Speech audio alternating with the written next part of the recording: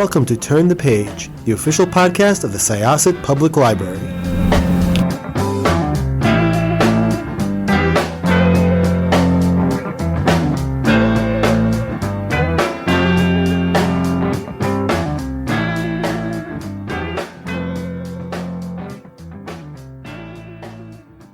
Hi, welcome to Syosset Library's Turn the Page podcast. I am here with the author of a really cool book that is beyond description. And actually, now that I mention it, we had you on a while ago, I believe, but it was for one of our Women in Horror Night programs, correct? Correct. That was so much fun. It was. I'd love to do it again at some point, but I'm happy to have you here now. How about you introduce yourself and tell us about this book? Great. Well, thank you for having me. My name is Cynthia Pelayo. I'm a Bram Stoker Award and International Latino Book Award winning author and poet. My latest novel is Vanishing Daughters, which is a supernatural genre blending thriller that follows Briar Rose Thorne as she inherits her family's ancestral home on the south side of Chicago. It's a crumbling mansion, and she is a freelance journalist who doesn't make a lot of money, and so she is overwhelmed with this massive property that is slowly falling apart.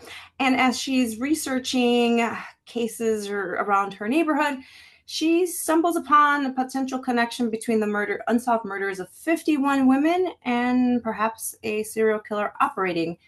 And she gets too close to the serial killer, and a series of dreams tells her that she has to figure out this mystery in order to stop him.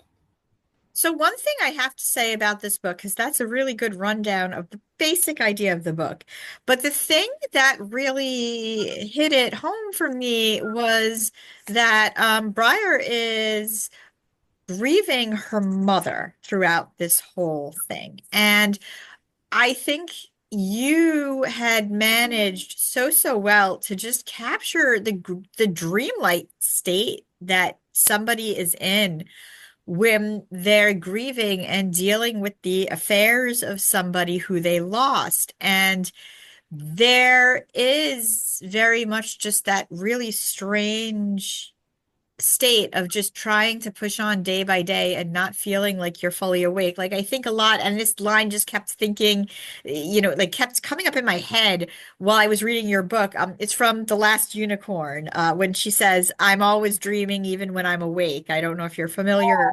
Yeah. And that was the feeling I really got while I was reading this book. I mean, you really captured that. You captured how overwhelming all of that is. And you also really captured the horror aspect of fairy tales and how they're very beautiful and also very scary at the same time. So, I applaud your description of the book, but it is beyond description because it is so beautiful and terrifying and also tangible if you have been somebody who has been in the position that Briar is in, where you're grieving somebody and you just literally do not know what to do with yourself and all of this grief. It's like buckets and buckets of it. So I applaud you again. It was just such a beautiful read. Where did the story begin for you? Where did you start building it all up? So I had just turned in my last novel, Forgotten Sisters, and I was on deadline with my next novel, which turned out to be Vanishing Daughters. And I was grieving the death of my father, and I had no idea what I was going to write. I initially wanted to do something completely different, a more like traditional detective novel. And I was struggling with these very bizarre physical, emotional, spiritual manifestations of grief that I didn't even know were possible, to the point that I went to my family doctor and he diagnosed me with like fatigue, an adjustment period. And he was like, "This is normal." I was like, "Wait, so waking up in the middle of the night screaming, that's normal?" He's like, "Yep." I was like, "So auditory hallucinations after grief, he's like, "This is all normal." He's like, "You are dealing with grief. And I think I had seen a criticism of the book that the degree to which Briar was grieving wasn't in line with who she lost. I thought that was very sad, because I think that I felt sad for that statement, because if you've never loved someone so much, you don't understand what that type of grief is. And Briar it wasn't just like she's away at college and then they call her, your mom's dead. No, she was taking care of her mother in home hospice, and that is very traumatic. And so I had experienced that, taking care of my dad and visually seeing him deteriorate, hearing him scream, for like waking up in the middle of the night because he's screaming for me in pain, and I had to get him water. So it's the death and dying process was overwhelming. And I applaud people in healthcare who see this every day. But I wanted to capture that strange place from ushering the death and dying hospice to like funeral to this is life now without this individual. It's so bizarre. It is. I've experienced it myself. So I can tell you, it is. And I'm sure it's different for a lot of people, but like when you're going through it and you are sort of like you lose that weird sense of where you are in place. It was written, I mean, it was written in a way where I was like, there is no way that some of this is not autobiographical. But I do love that you wove fairy tale into it. And, the story of Briar Rose or Sleeping Beauty is such a popular one, and it's been kind of done a bunch of different ways, as with most fairy tales. A lot of people of a certain age know about it through Disney. And obviously there's various versions of the original, but it is a really creepy story when like not only when like the Grimm's version and just like all the different iterations of it, and it makes a lot of sense for somebody who's grieving. About the house that she lives in, could you tell us a little bit about that? I have visited friends in Chicago several times, but I'm not familiar with it all together. But I have also read other books where there are like older, houses of this type there. Could you tell me just a little bit about it and the neighborhood and just how it I fits to Chicago? I just love this house. And so it takes place in the south side of Chicago, where there's a collection of just like massive neighborhoods that have these gorgeous gray stone and brownstone mansions. Many of them were built in the 1890s or the 1910s. And so many of them have been refurbished, but many of them have lost their character in that whole like revitalization process. And so I just pictured this gorgeous home. And there are many homes in the Chicagoland area that were built by people that came here and established businesses, and this was part of their family wealth. And Zenith, the radio company, was founded in the Chicagoland area. And so I just started thinking about this idea of ghosts and people as energy and frequency. And so radios just kind of stuck to me. And I just pictured, well, what if this was the mansion for the family that developed the Zenith radios? But then what happens to it over time? Radios aren't like popular among like culture. And so the family wealth would dwindle. And then what would happen to this home? So I just imagine this gorgeous home that's just this decayed elegance. And there's like the outside is kind of weaving itself in with the gardens, and there's leaves on the floor. And I just kind of imagine this inside outside beauty. I'm also curious because the serial killer aspect of it was just added to it. I mean, you have this story of grief, and you have this journalist who is, like you said, and is sort of investigating while she's grieving herself. The serial killer story was and how it fit into everything. And I'm not really wanting to spoil anything for anybody, but it was really so, I mean, it was so menacing and creepy. First of all, I'm curious, why 51 women? Sure. Was there a reason why you chose that number? Yes, that is the actual number of unsolved cases of murdered women on the south side of Chicago that were murdered in very similar circumstances that community members have pushed for authorities, local authorities, to investigate a serial killer. And the Chicago Police Department has held community meetings and said that there is no serial killer operating on the south side of Chicago, whereas the community says, okay, we have 51 murdered women that have all been killed in very similar circumstances. We disagree. So this does weave in true crime. The just true crime in general, like becoming a genre, is sort of bizarre when you really think about it too. That's sort of something I think that you play with just a little bit, that the women become more story than people. Yes, exactly. And there's a lot of threads in my work, but this was one thread that I really wanted to emphasize to the reader.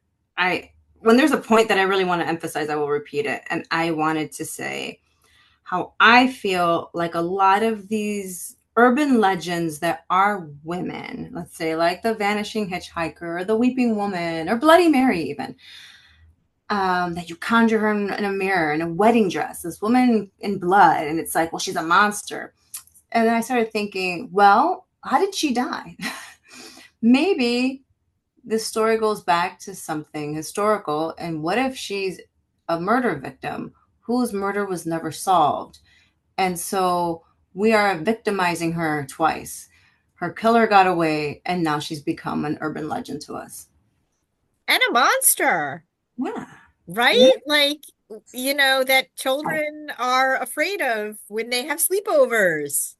Right? I just think, I just thought that was so sad. And then this particular hitchhiker that I wrote about in the Chicagoland area, this vanishing hitchhiker, what I found that's different about, and the vanishing hitchhiker, this is like regional across the United States and other countries as well. But we all like know when you hear the vanishing hitchhiker, there's somebody on the road that a driver picks them up. They ask to go home. They get to the home and the person disappears. That's a very common story. And this particular vanishing hitchhiker in the Chicagoland area, everyone kind of looks at her or talks about her with this term of endearment, like they love her. And so that's why I wanted to really approach her story. Yeah, the Vanishing Hitchhiker is a really fascinating urban legend, and it's been around. It actually has been around for a really, really long time. I mean, the first time I ever heard just the urban legend in general was when someone was reading scary stories to tell in the dark to me.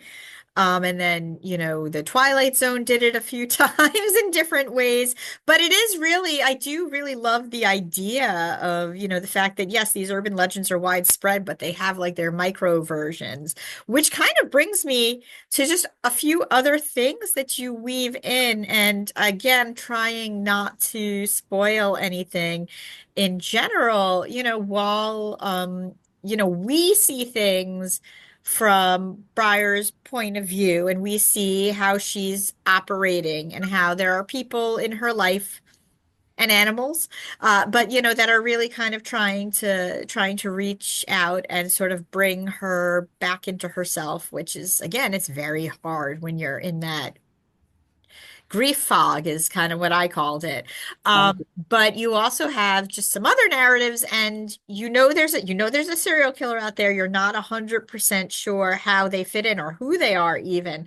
But you do talk a bit about, I mean, there's the infamous serial killer from, H.H. Holmes, or Henry Mudgett, which I believe is his real name, which in a way has become pop culturized in general, which is horrific when you really think about it. But I did find just sort of the marriage of all of those things really interesting in this book. Thank you. I know that doesn't make every reader happy.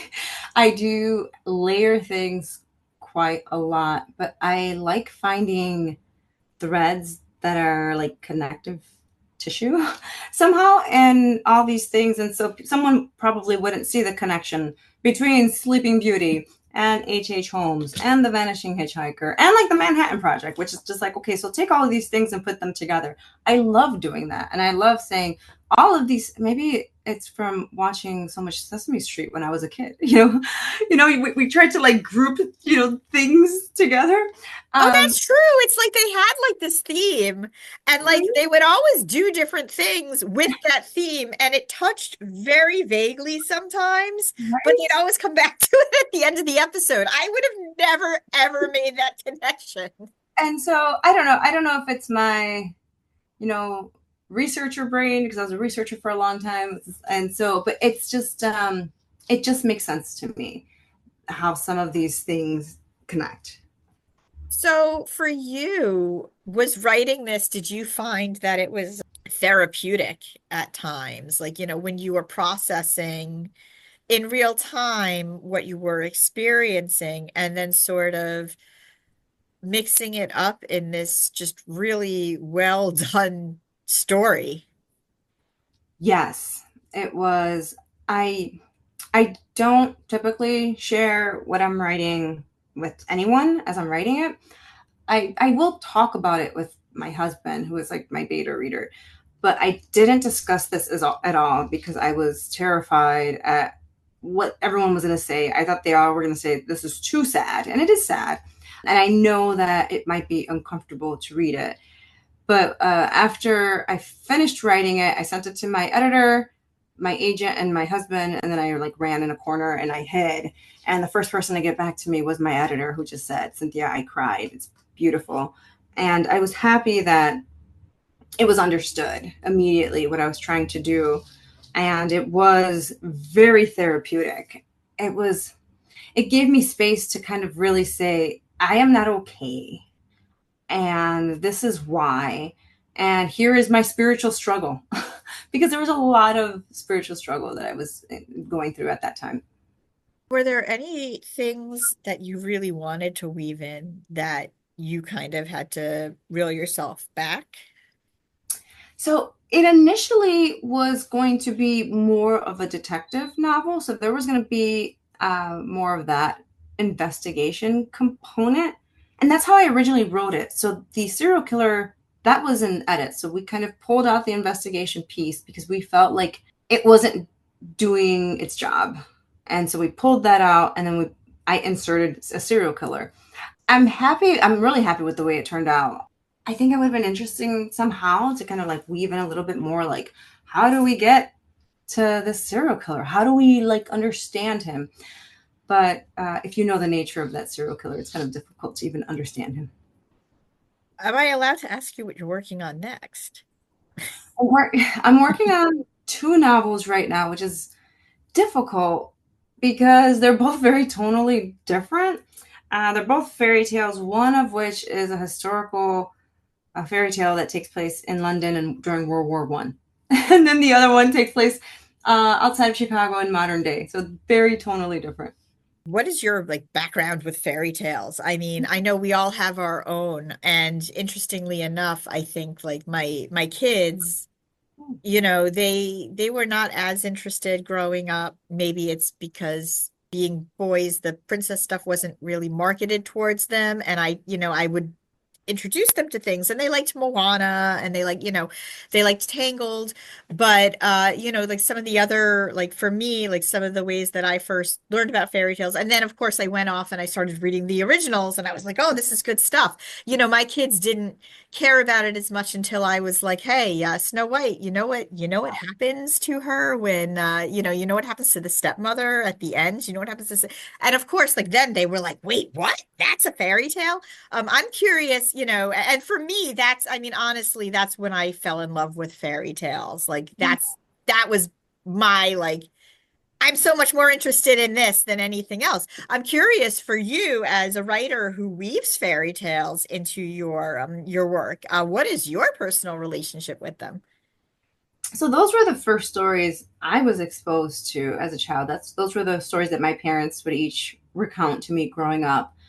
And it wasn't until I was pursuing my MFA that I studied them much more academically. So I took a lot of coursework on Grimm's fairy tales. I took coursework on detective fiction as well. But it was there taking courses on fairy tales that really just heightened that interest and fascination in the academic study of them, and like understanding there's like people that get their like doctorates, like really understanding the themes and the historical components of fairy tales. They're just fascinating. 100% agreed. And yeah, no, they are pretty horrifying when you think about them. Well, this was great. I really loved Vanishing Daughters. You did manage to throw a bunch of things together and make it work.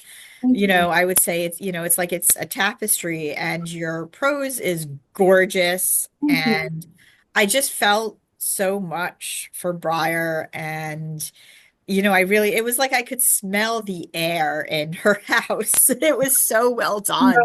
Yeah. Thank you so much. Thank you for reading it, and thank you for having me on to discuss it. I appreciate it. Always. I can't wait to hear more from you. Once again, this was Jessica with Syosset Libraries Turn the Page podcast. Uh, Check out Vanishing Daughters by Cynthia Pelayo. You will really not regret it. It is gorgeous. And it has a lot of heart. And yeah, so thanks, Cynthia. Thank you. We are going to close this chapter of Turn the Page. It's time to close this chapter of Turn the Page. Join us for the next episode.